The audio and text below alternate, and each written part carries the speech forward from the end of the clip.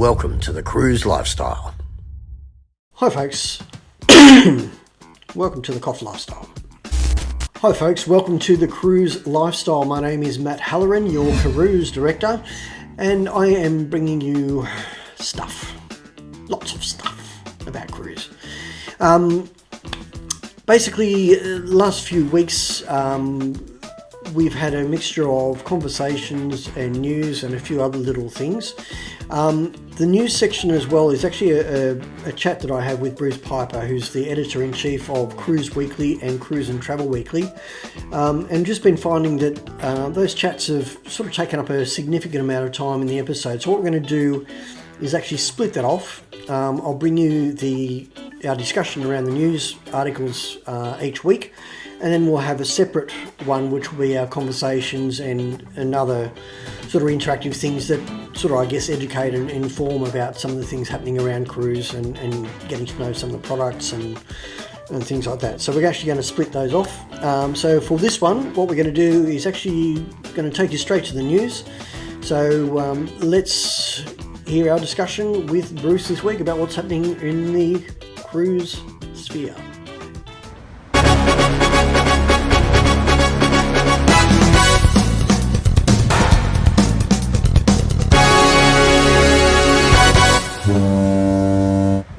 Thanks once again, Bruce, for coming along. No problem. Just run through some stories of what's been happening in the last week or so, and we'll start off. Carnival Corp, they've had a few things in the news the last few days. Half their fleet's back in service. And So look, the American owned publicly listed cruise companies are very exposed because the New York Stock Exchange listing rules require them to report every 3 months, which must be just an incredible burden. So they've got to sort of make it sound good. And look, it does sound okay. That they've been they've got half their fleet sailing. They've got 8 out of 9 brands. Of course, the outlier being Australia's P&O due to our women border bans. And they've said that of the cruises that they've operated in the last quarter, which is the 3 months to 31st of August, they were cash flow positive. So that basically means, the fares and the onboard spending covered the cost of the fuel and the, Well, that's positive. I guess it could be worse. Definitely positive. It could be worse. They're not actually running cruises at a loss. Yeah. But and their loadings, I think, are up to about 59 or 60%. Yeah. Or something. And so again, that's quite interesting that they're getting reasonable numbers on board. Even I think some of them are. They probably can pack more people on board, but they're restricted by social distancing. And they're being very cautious, which is very wise. So look, it is all good news, but yes, it's one step in the right direction, but yeah, still a long way to go, I think. And they still lost $2.8 billion during the quarter, keeping the wolf from the door. So. Yeah. And out of all their brands, they've got 8 brands. The only one that's not operating, of course, is little P&O Australia. P&O Australia, unfortunately, which, despite it's P&O Australia, it's got a long association with Australia, but when New South Wales government clamped down, it was just, they chased them out of the country, unfortunately. Yeah. Because they're not listed, they're not Australian flagged ships. Yeah. So on that note, last week Carnival, a few of them announced their extensions to their suspensions and things. Yeah. And so this, look, I think there's a perception within government that you can just turn the tap on and bang, we'll be up and running tomorrow. And of course, that's not possible. And so, I'm sure officials are saying, well, what the heck? The current border ban doesn't lift until the 17th of December. Why are you cancelling cruises out to the middle of January? Well, of course, because the time it's going to take to crew up and get these ships here, and let alone, whatever quarantine requirements will be required, etc. It's just not possible to do it any faster. So it is very annoying. And, I think this time last year we were thinking, oh, surely there'll be they won't not have a summer 2021 season. Well, now it looks like there's not even going to be a 21-22 summer season, or certainly a curtailed one. And particularly for these brands, like one of them was Princess, who they've got other places to put the ships. And so, it's all very well, they kind of can't keep them on a hot backup, in the back pocket, ready to go, because they've got markets that are actually allowed to cruise. And so, of course, that's where they've got to put them. And, exactly all sorts of demand, for Alaska, Caribbean, Europe, etc. Well, even Royal Caribbean have just announced that Quantum is staying in Singapore. Yes. I think that was going to come to Australia at one stage. Yes. And all of that is still, they haven't really publicly said what they're doing. And they're at the moment, I think Royal is cancelled out maybe until late December still, or they're doing cancellations, on a rolling basis, cruise by cruise. So I think they do have aspirations. I think that if it's in Singapore, well, at least it's, within a couple of weeks sailing. So perhaps it can actually, get here. But yes, again, uncertainty, and we just need a date. We need some sort of a guideline so that these poor cruise companies can actually make a plan to get it going. Yeah, I mean, I think people like Claire, you can just hear the increasing frustration. Oh, yeah, coming out. Oh, absolutely. And look, there's been this rhetoric right through the pandemic where, look, you don't bite the hand that feeds you, don't criticise the government, because then they'll never get you anything. And so we've seen some quite curious behaviour from a lot of certainly cruise and travel industry organisations where, sort of thanking the government for these crumbs and in some cases, really ineptly rolled out programs. And that frustration is just building and building. And now, finally, they're just saying, look, clearly, the softy approach isn't working. Come on, let's get something going. We need a date. And it doesn't have to be a firm date. It just has to be, hey, when we're at 80%, we will allow X, Y, Z or whatever. We're doing it in other parts of the economy. Why can't we do it for cruising? That's crazy. Yeah, and I think airlines are making similar noises these days. Absolutely. As well. I mean, they've been treated relatively well, I guess, in terms of financial support and all that sort of thing. Although, well, the Australian ones have, but international inbound, it's just incredible to think that, we've still got some airlines which are continuing to operate and they're only allowed to carry 5 passengers on board a giant jetliner. And the government, the government is sort of expecting them to say thank you that they're still allowed to operate. It's madness. Today even I saw one of the state premiers saying, that when we're at 80%, we'll reinstate the caps back to where they were before the latest lockdown, which is, I think it's back up to about 30 passengers per flight. It's just not sustainable. And this ridiculous thing of saying, we're going to get all the Aussies home for Christmas. Okay, if you really believe that, actually just let commercial operators do it. Let them do it on a commercial basis, and the industry will do it. But at the moment, the restrictions. Anyway, you've got me. You've triggered me, mate. Well, it's not hard. It's not hard. No. Everyone's just frustrated. Yeah. Look, some good news. Celebrity Edge. Yes, let's talk about something good. Yeah. Celebrity Cruises, yes, announcing the deployment of their, you'd almost say it's their flagship, Celebrity Edge, although I think they've got another couple certainly in the pipeline. In the works, this design. And Celebrity Edge, yes, coming to Australia in 2023-24. Way off, but these are the sort of deployment decisions that cruise lines make, and the fact that they have got enough confidence to do that, I think it does bode well. It's an amazing product. I was invited to Fort Lauderdale for the launch of this one, but unfortunately couldn't make it. And I would love to see it in person. It's really this whole idea of modern luxury, expanding on the celebrities. That's always been their vision, but it sort of just takes it to the next level. I think there's 29 bars and restaurants. There's massive wellness is a really huge focus for this brand. That's it's the sort of hip luxury, a really aspirational lifestyle, and I think it will really, really work. And sort of differentiate themselves from the Royal product. It's a brilliant brand. I know even a lot of people were wowed when Celebrity Solstice came here for the first time, but this is just the next level again, isn't it? Absolutely, yeah. Look, Solstice, now quite still a beautiful ship, but they've sort of taken all those concepts and the design ideas and put it into this new build.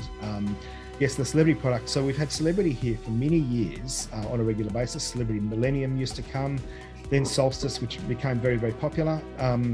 and now to see that they are maintaining their faith in the local market, that's a great sign. It's a good sign. Yeah. It's a great sign also for inbound, because they're heavily marketing it as, Australia is obviously an aspirational destination for the type of demographic in the US and in their major markets. So it'll definitely be a big mix. It won't be just Aussies on board. It'll be a really cosmopolitan. I know, yeah. They're giving it a big push for a fly cruise sort of market. Yeah, absolutely. Aren't they? Yeah. So it'll be interesting, and looking forward to seeing that one, actually. I'll say. Yeah, can't wait. Imagine when we can have a cruise ship in the harbour again. Oh, anything. Give us a tugboat. We spoke about sustainability. Carnival released their thing a couple of weeks ago. Now Royal Caribbean have released theirs, and MSC are targeting a net zero emissions by 2050. Yeah. And so a bit more than that long. This is all great news. Look, the cruise industry often points out that it's often the whipping boy for its environmental behaviour, and certainly, there has been some bad behaviour in the past, but nothing compared to cargo shipping, etc., which has got to be the dirtiest industry in the world. Look, passenger cruising does need to lead the way, and it definitely does lead the way. And these reports that have come out initially from Carnival, but also now from MSC and Royal Caribbean, you need to have this leadership from the top, and that's what these cruise lines have got. And it's not just these ones. Other cruise lines also have similar aspirations, and very senior leadership, on their executive boards, etc.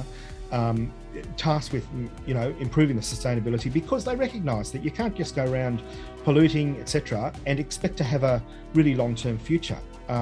So they often they use the United Nations Sustainable Development Goals to measure their operations. And look, the first thing you've got to do to fix something is measure it. And so I think it's great. It's just what they're heading in the right direction. And this is also filtered down from CLEAR as well. I mean, this is like a clear, absolutely overarching sort of goal for the member cruise lines. And they've absolutely recognised that this is what you've got to do to have a long-term sustainable future. And it's not just about pollution, it's about all sorts of practices, over tourism, caring for destinations, looking after your crew, looking after your the places that you visit, the communities. And I guess it shows the incredible impact that cruising has and can have, a positive impact on the world, apart from just giving people nice holidays. We'll skip to Tahiti. I mean, talking about those sort of things, Tahiti have sort of mandated, I guess, restrictions in some ways on, in terms of sustainability and size of cruise ships that they'll allow to visit. This is a very interesting move, just because obviously it's a very tourism-dependent economy, and they have decided that they don't want big ships there, basically. Even restricting them, pretty much on transits. Obviously, being in the centre of the Pacific, it is a place that a round the world cruise or a repositioning cruise might be interested in stopping. It's probably an interesting destination for passengers. And they've basically said, look, they want to preserve the character of the destination and really limit it to, I think it's, it depends on there's various parameters, but there's Port Gargan that is sort of a native, now owned by Ponant, cruise operator there. But you've got Regent Seven Seas, Oceania, a bunch of Azamara, a bunch of operators do certainly cruise offer Tahiti programs, and they'll still be able to do it because they're doing it with their smaller ships. It's more, I guess, a preemptive strike against your giant, your Oasis class, or perhaps Quantum, the really, really big, the new MSC ships, the World Dream from Dream Cruises. I guess they've recognised that there's going to be a limit to the number of passengers that their destinations can handle on shore excursions, etc., and putting a line in the sand. Look, I don't know how. It's a good time to do it, I suppose, because cruise lines have got tentative plans, but not necessarily. I don't know that it's going to result in many deployment changes, but yes, it's all about preserving the character of the destination, bearing in mind that also, lots of the atolls and that sort of thing, it's very shallow water anyway. So there's certain limitations on how big cruise ships you can have visiting anyway. So it'll be interesting to see, because I think it'll affect the repositioning absolutely things like a lot of your Royal Caribbean ships come down from Hawaii through, and through Princess, I think some of the larger ships as well do that. So perhaps more days at sea for them. Perhaps they'll find other places to visit. There are alternatives. Little atolls. I know a lot of them sort of in the past have done either Fiji or Samoa, or sort of come around that sort of way as well. So it'd be interesting to see. Yeah. Crystal extended their vaccination rules into 2022. I didn't know there was actually a limit on it at the moment. But no, indeed. Look, I think that they, it's a bit of puffery in that they, of course, every cruise line is going to extend their vaccination requirements for as long as they're absolutely required. But Crystal's the first to absolutely clarify that if you're going to cruise, I think perhaps there is a cohort in the community, perhaps in America particularly, where vaccination resistance is, not insignificant, that think, this pandemic's going to blow over and we'll book a cruise and we won't need to be vaccinated if it's towards the end of 2022. And they're taking the bold step of saying, no, vaccination is the key and you've got to do it. And so otherwise, and so potentially that they might be missing out on bookings, but, they've taken that decision, and I'm sure everyone will follow. It's an absolute no-brainer. But yes, look, Crystal pushing on, as well as their vaccination plans. They've also just relaunched cruising out of New York, out of Manhattan, and that's a kind of landmark move too. Well, they're the first ones to sort of get back out of Manhattan, aren't they? So yeah, that's right, and that's probably just a timing thing. But New York, which a year ago had temporary hospitals all over the place, and people dying in their small apartments, etc., to once again be offering cruise tourism. Obviously, it's a huge market, and for Crystal to do it, being quite an upmarket brand, I guess it sends a strong message that travel is back, cruising is back. Book, and escape the turmoil of the last 18 months. Look, I can't wait for the day when we really sort of get up there and back to at least some sort of semblance of normality. It's going to be awesome. Yeah, absolutely. Interesting thing the other day, just sort of coming a bit closer to home and domestically in Australia, Anastasia Palaszczuk did a bit of a press conference out of the Brisbane cruise terminal the other week. It's been sort of shared a little bit on social media. Just in relation to the cruise ship terminal here, can I say that it'd be wonderful to see sometime in the future that we actually get our cruise industry back up and running. What I'd like to see, and we're going to work on this, is to have a plan where we could perhaps start seeing some Queensland-based small cruises, and I think that would be wonderful for Queenslanders to experience that additional tourism product. So we'll be working with the industry to see how we can progress that. We'll be talking about that. I'll put that to National Cabinet as well. But I honestly think that that's a great option for Queenslanders who are fully vaccinated to actually trial some smaller cruises up and down the Queensland coast. So, we're a few months off that, of course, but, we need to start the planning. And I know how much Queenslanders love their cruises because... Talking about her desire to get cruising back up and running, but there was certainly a few little things in there that it was quite like all these limited things, look, I don't know what to say about the Queensland situation. I just, it's like all the many statements that have been made by many governments around the country, just showing the absolute ignorance about the realities of being in business and trading, and just to think that she can wave her magic wand and have a cruise industry that would be viable using small ships cruising with Queenslanders only up and down the Queensland coast. Look, I've no doubt it is possible, but it's not going to be any sort of established operator who's able to do it.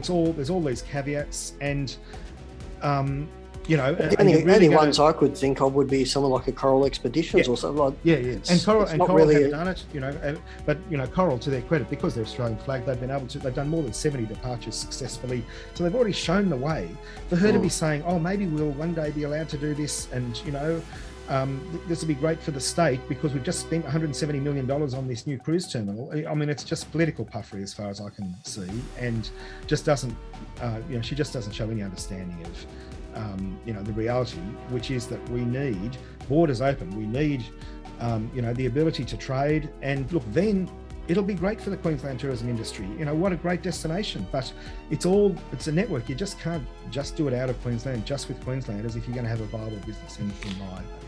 Yeah, look, I noticed the watching her in the press conference, there's a lot of maybes and we might and things like that. So it wasn't really anything of substance. To be fair, it's the same with Dan Tehan, the Federal Tourism Minister. There's no doubt in my mind that he's absolutely aware of all the issues that have been raised with him, but it's just, again, he's got all these masters that they've got a potential federal election. They've got to be so careful in what they say, and so the latest update is that maybe at 80% we can start about thinking about re-engaging and planning for cruise. And again, why can't you do that now? We know already that we're going to be at 80%.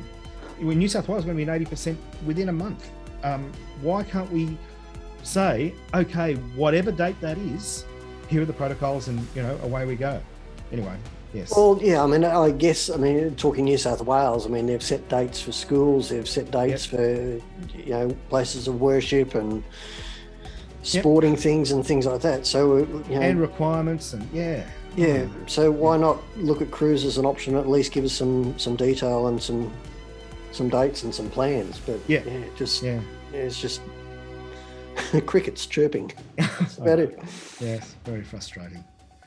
Last thing, I guess, Scenic Eclipse got plans for Antarctica 22, 23, I think you're talking about. But well, it's actually 21, 22. Okay, Yeah, it's okay.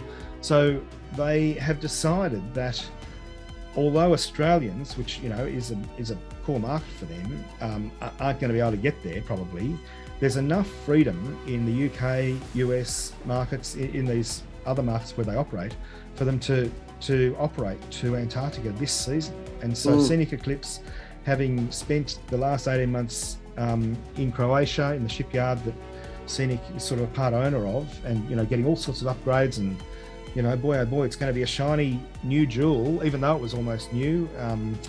It's going to be even bigger, well, even better, and much, really rethought. I know that they've adjusted some certain things on it that, that you only learn through experience, don't work quite well. But yes, so yes, operating an Antarctic season out of South America. And look, maybe Aussies will be able to get on it, but definitely Americans and British people.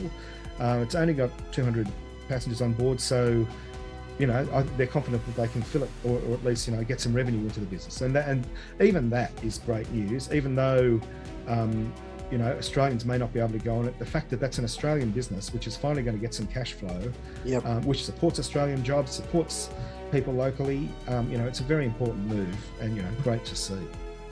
Yeah, it's awesome. There's little glimmers. Yeah. But, oh, geez, that's frustrating, isn't it? Yep. It is absolutely frustrating. Yeah. Last of all, I noticed, I didn't have it on our sheet to talk about, but P&O have got their Fly the Flag live event coming up, which is going to be awesome. So this is it's kind of an online, live broadcast from Pacific Adventure. It's trying to continue, they've done various initiatives with, Facebook tiles and hashtag campaigns, just trying to push out the message that, yes, this is the only one of 9 brands that's not allowed to operate in the Carnival family. There are many, many Australians who want to support it.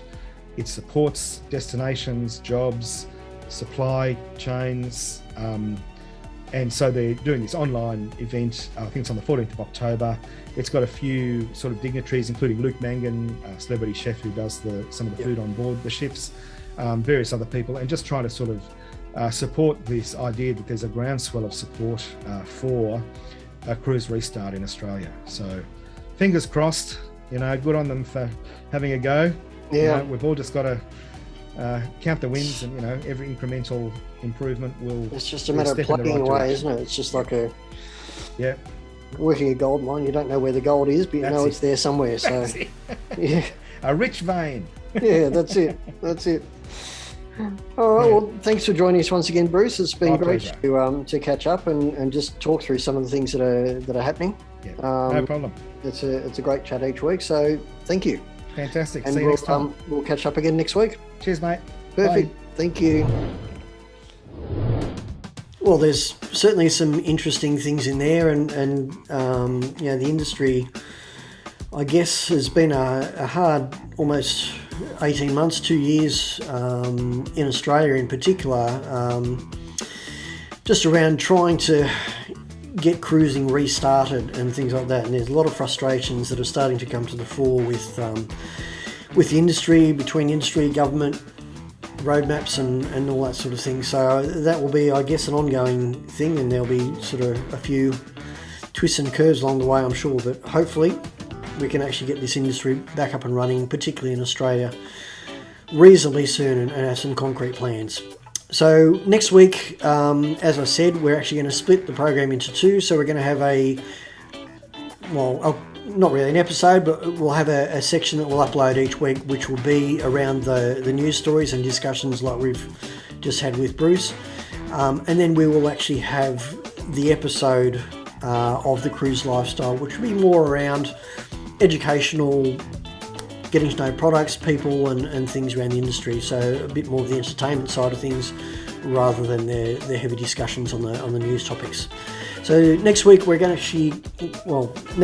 episode, we're going to have a chat with Martine Nunes, who is Business Development Manager for Oceania Cruises. So she's going to have a chat with us just about Oceania. If you don't know what Oceania is, we're going to have a talk about what the product is, what the cruise line is, what they stand for, and just some of the things that are sort of happening. You've got a new ship that's come out, or that is in the process of being built, but they've released the program for it. So we're going to have a chat about that and get to know that a bit more next week. So stick around. We'll see you. Make sure you subscribe, because you get notifications of all the uploads on the news, briefs, discussions, and other things that are happening on the Cruise Lifestyle channel. So please make sure to subscribe. That will be awesome, and we'll see you again next episode. Thanks for joining us.